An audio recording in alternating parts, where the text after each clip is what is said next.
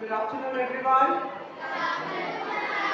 Respected founder ma'am, respected principal, respected managing director sir, and all the teachers present over here and my dear students. बहुत ही अच्छा लग रहा है यहाँ पे. I'm so proud, I'm so privileged, I'm so honored. Thank you so much ma'am for inviting me here. और ये topic भी बहुत ही relevant टॉपिक है. Even you know जब मुझे ये कॉल आया तो हम बहुत सरप्राइज थे कि इतने सेंसिटिव इशू पे हम बच्चों से क्या बात करेंगे. But here when I came here आप लोगों ने मेरे पूरे कॉन्सेप्ट को चेंज कर दिया. You are as mature as conscious as us. तो हम लोग ये कहते हैं ना कि वो गाना है ना, छोटा बच्चा जान के हमको ना समझाना नहीं. एक्चुअली आपको समझाने की जरूरत ही नहीं है क्योंकि आप लोगों को सबको समझ में आ जाए. बात सिर्फ तजुर्बे की होती है. आप छोटे हो, एक्सपीरियंसेस कम है, लाइफ को कम देखा है, तो आप अपने नजरिए से चीजों को देखते हो. हम लोग आपसे थोड़े उम्र में पढ़े हैं, थोड़ा ज़्यादा लाइफ देखा है, थोड़ा ज़्यादा पढ़े हैं, तो हम लोगों को चीज़ों को देखने का हमारा तरीका थोड़ा अलग होता है. बट यहाँ पर आप लोगों ने आज जो प्रेजेंटेशन दिया, जिस तरह की बातें की, इससे ये समझ में तो आया है कि आप लोगों को बहुत अच्छी तरीके से पता है कि अब्यूज और वॉयलेंस का क्या मतलब होता है और इस पर काम करने की क्यों जरूरत है.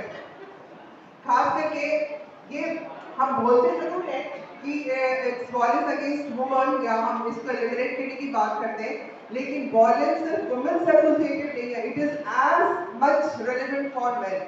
मेन और वुमेन दोनों के लिए ये बहुत इंपॉर्टेंट है. इसीलिए जब भी हम वॉयलेंस या अब्यूज की बात करते हैं, इसको एलिमिनेट करने की बात करते हैं, तो दोनों जेंडर्स को बहुत ही सेंसिटिवली हैंडल करते हैं. दोनों जेंडर्स का कॉमन पार्टिसिपेशन होता है क्योंकि जो अब्यूज और वॉयलेंस करते हैं ना, उसका माइंडसेट ही अलग होता है. They are different people. इसका कोई मतलब नहीं है कि आप किस क्लास को बिलोंग करते हैं, आपके पास कितना पैसा है, कितनी सुख सुविधा है, आप अपने लाइफ में कितने सक्सेसफुल हैं, आपका क्या करियर है, आप कितने बड़े पोस्ट पर काम कर रहे हैं, आप एजुकेटेड हैं, नॉन एजुकेटेड हैं, आप गरीब हैं, अनएम्प्लॉयड हैं. कोई वॉयलेंस या अब्यूज जो लोग करते हैं ना बच्चे, वो लोगों का माइंडसेट ही अलग होता है.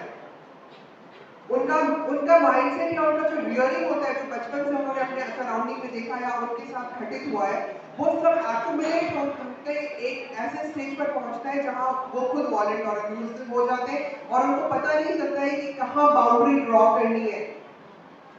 हर स्टेज का अलग अलग अब्यूज और वॉयलेंस है. यहाँ पे सभी लड़के लड़के हैं, छोटी उम्र के भी हैं, बड़े लोग भी हैं. यहाँ पे मैं बताऊं, बच्चों की अलग प्रॉब्लम्स है. बच्चों के एज ग्रुप में अलग तरह का अब्यूज और वॉयलेंस होता है, बड़ों के एज ग्रुप में अलग तरीके का वॉयलेंस होता है.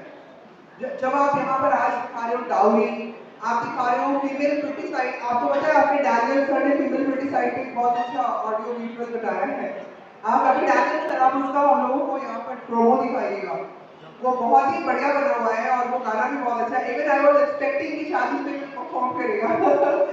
तो फीमेल फर्टिसाइड देखो, अब्यूज या वॉयलेंस एक वुमेन के खिलाफ कहाँ से शुरू होता है ये समझने की जरूरत है. शुरू हमारे जन्म के पहले ही हो जाता है. जब आप पेट में आते हो तो तभी लोग क्यूरियस हो जाते हैं, लड़का है, लड़की है, लड़की होगी तो क्या होगा, लड़का होगा तो ये हो जाएगा. तो ये कहीं ना कहीं अगर कोई इंसान अगर लड़का या लड़की के बीच में भेदभाव कर रहा है या उसका लिंग जांच कराने की कोशिश कर रहा है डॉक्टर से, वहीं से वॉयलेंस और अब्यूज का सिलसिला चालू हो जाता है हमारे जन्म के पहले से. कभी भी हम लोगों ने अपनी माओ को नहीं देखा उस तरीके से. अगर आप अपने घर में जाकर अपने ही घर में अपनी माँ, अपनी चाची, अपनी मामी, अपनी दादी की कहानियां सुनेंगे तो आपको समझ में आएगा कि हम सब अपने लाइफ में कहीं ना कहीं किसी न किसी स्टेज पे वॉयलेंस और अब्यूज की शिकार होते हैं. It is very common.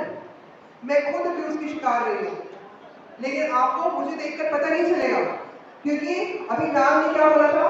जब मैम का पहला टॉक हुआ, मैम ने एक ही बात कहा था कि लड़के फिजिकली स्ट्रांग हो सकते हैं बट लड़कियां बहुत मेंटली स्ट्रांग होती है. आपके मन को जो तकलीफ पहुंचती है, मन को जो खौफ पहुंचता है ना, वो कहीं ज्यादा गहरा होता है in comparison to physical violence. क्योंकि फिजिकल वायलेंस तो 4-5 दिन महीने दिन में ठीक हो जाएगा, लेकिन उसका जो दुख और दर्द हमारे दिल और दिमाग पर होता है, मेंटल वॉयलेंस का जो मेंटल इफेक्ट पड़ता है वॉयलेंस का या अब्यूज का, वो बहुत लॉन्ग लास्टिंग होता है. अगर आपके साथ 5वें साल 6ठे साल की उम्र में भी अगर कोई तरह का अब्यूज हुआ है ना, तो वो याद आपको अपने लाइफ में हमेशा रहेगी.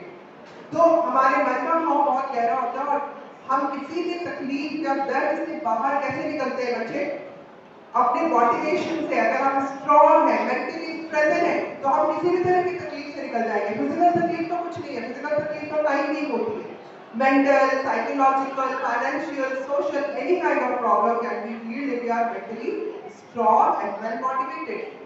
तो ये आज का जो पूरा समरी है, इसमें मैं बस इतना कहना चाहती हूँ कि सबसे पहली बात आप लोग आज वहाँ प्लेज करोगे कि कभी भी कोई भी अब्यूज या वायलेंस अगर आपके अगेंस्ट कहीं पे हो रहा है, आपको ऐसा लग रहा है कि ये आपकी बाउंड्री को ब्रीच कर रहा है, वहीं पे स्टॉप कर दो। पहला थप्पड़, पहली गाली, पहला तकलीफ, पहला टॉर्चर, पहला अनसेफ टच। टच के बारे में मैम आप लोगों के स्कूल में ये सब बताया जाता है, सेफ टच, अनसेफ टच के बारे में। तो जो पहली बार आपके साथ घटित होता है ना, मैं कभी भी नहीं बोल रही हूँ, बॉयज और गर्ल्स दोनों के लिए इक्वली एप्लीकेबल है। कहीं भी अगर आपको ऐसा लगे कि आपके साथ कुछ गलत हुआ है, वहीं पर आवाज खड़ी करो, डरो नहीं।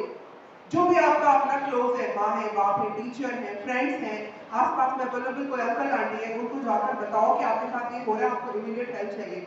कल मैंने एक लड़की का केस स्टडी सुना, वो स्कूल में ही पढ़ती थी, 10वें, वो 10 साल की थी, 10 साल से 16 साल के बीच में उसके साथ स्कूल में कई बार सेक्सुअल अब्यूज हुआ, बाथरूम में बंद करके, और उसका रिपोर्टिंग नहीं था, और इसकी उसको डिस्क्रिमिनेट किया जाता था, उसको बुली किया जाता था। क्यों किया जाता था? Because her mother was a sex worker.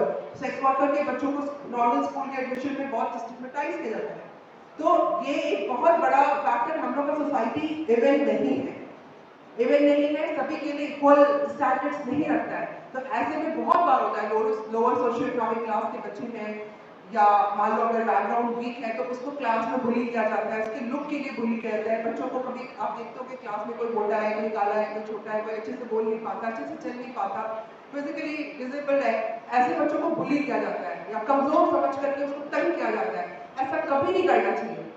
और अगर ऐसा हो तो ये टीचर्स और आपके जो क्लासमेट्स होते हैं, इनका बहुत इंपॉर्टेंट योगदान होता है कि उसको नोटिस में लाया जाए और इमीडिएट हेल्प पहुंचाया जाए। क्योंकि ये जो है ना, देखने में लगता है कि किसी का मजाक उड़ाया जा रहा है फन के लिए, बट उसका बहुत लॉन्ग लास्टिंग इम्पैक्ट होता है। धीरे धीरे देखो कि आप उस बच्चे का कॉन्फिडेंस खराब हो जाएगा, वो जब बड़ा होगा तो वो भी sudden degree of abusive behaviour रखेगा, अग्रेसिव हो जाएगा, इरिटेबल हो जाएगा, या बहुत ही विड्रॉल हो जाएगा, या सोशल जो उनका बिहेवियर है वो चेंज हो जाएगा। अगर ऐसा चेंज किसी में भी दिखाई दे तो वो इमीडिएटली नोटिस में लाना चाहिए पेरेंट्स और टीचर्स के, क्योंकि सबसे ज्यादा अगर इन्फ्लुएंस और हेल्प कोई कर पाता है किसी की तो वो आपके अपने पेरेंट्स होते हैं या आपके इमीडिएट टीचर्स होते हैं, जिनको आप अपना रोल मॉडल या आइडियल मानते हैं।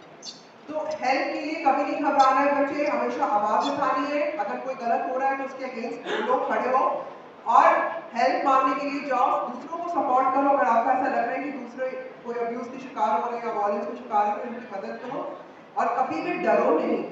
हम डरते हैं इसीलिए अब्यूजर का मनोबल बढ़ता है, वो और अब्यूज करता है, और डराएगा, और धमकाएगा, और गलत बिहेवियर करेगा, कई तरीके से आपको टच करेगा, कई तरीके से आपको थ्रेट करेगा।